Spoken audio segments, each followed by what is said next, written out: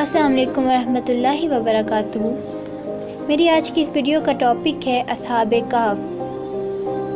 First of all I give you some important information about اصحاب کہف۔ اصحاب کہف کون تھے؟ اصحاب کہف ان نوجوانوں کا گروہ تھا جو اپنے دین کو بچانے کے لیے اپنی بستی سے نکل گئے تھے اور غار میں پناہ لی تھی۔ کہف کسے کہتے ہیں؟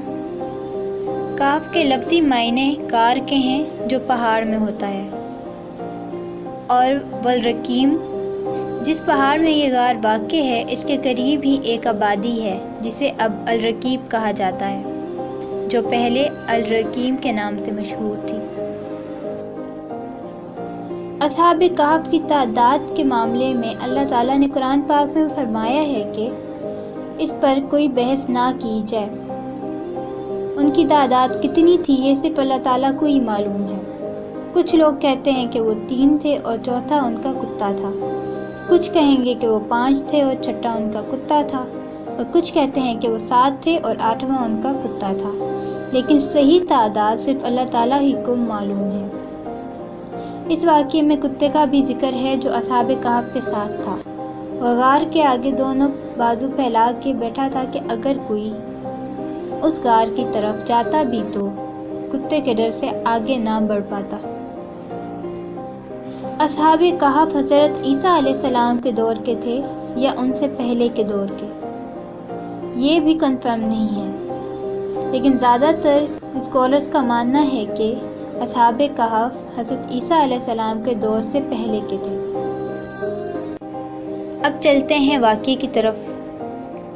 ایک بادشاہ تھا جس کا نام تھا دقیانوس، جو لوگوں کو بتوں کی عبادت کرنے اور ان کے نام کی نذر و نیاز دینے کی ترغیب دیتا تھا۔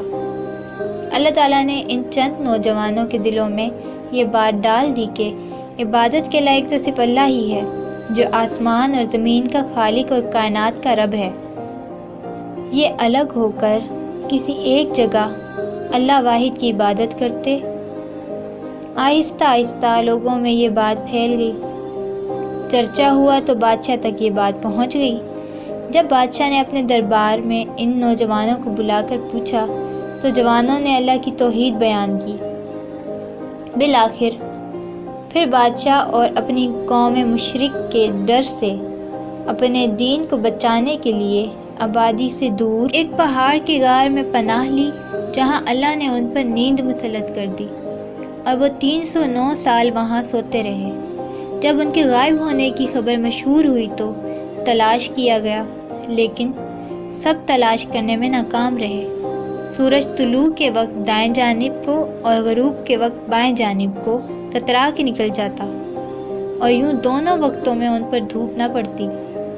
حالانکہ وہ غار میں کشادہ جگہ پر پرسکون سوتے رہے تھے، یعنی سورج کا اس طرح نکل جانا کہ باوجود کھلی جگہ کے وہاں دھوپ نہ پڑے اللہ کی بڑی نشانیوں میں سے ایک ہے۔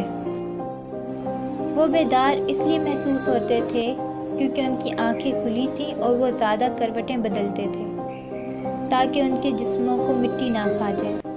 309 سال بعد اللہ تعالیٰ نے اصحاب کہف کو نیند سے اٹھایا تو وہ ایک دوسرے سے سوال کرنے لگے کہ ہم کتنا وقت سو گئے۔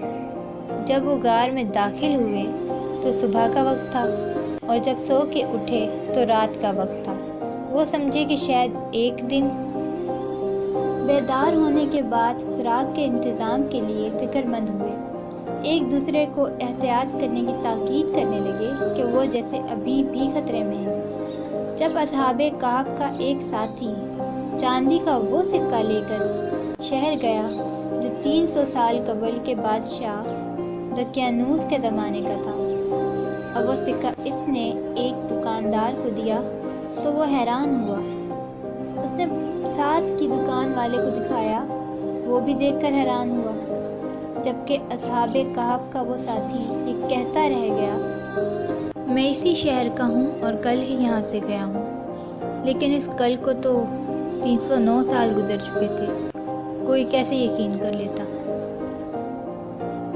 جب سارا معاملہ سمجھ کے وہ غار کو واپس پہنچا اور اپنے ساتھیوں کو اس نے سارا معاملہ سمجھایا پھر انہوں نے مل کے اللہ سے دعا کی اور اللہ نے انہیں ہمیشہ کے لیے نیند دے دی، مطلب وفات دے دی۔ So what lesson we get from this story؟ اللہ تعالیٰ کی بہت بڑی بڑی نشانیاں ہیں اس دنیا میں ان لوگوں کے لیے جو عقل والے ہیں، اور اللہ کی نشانیاں پہچاننے والے ہیں، وہی لوگ مومنوں میں سے ہیں۔ اپنے ایمان کی حفاظت کریں اور اپنا وقت اللہ کے کاموں میں لگائیں۔ شکریہ۔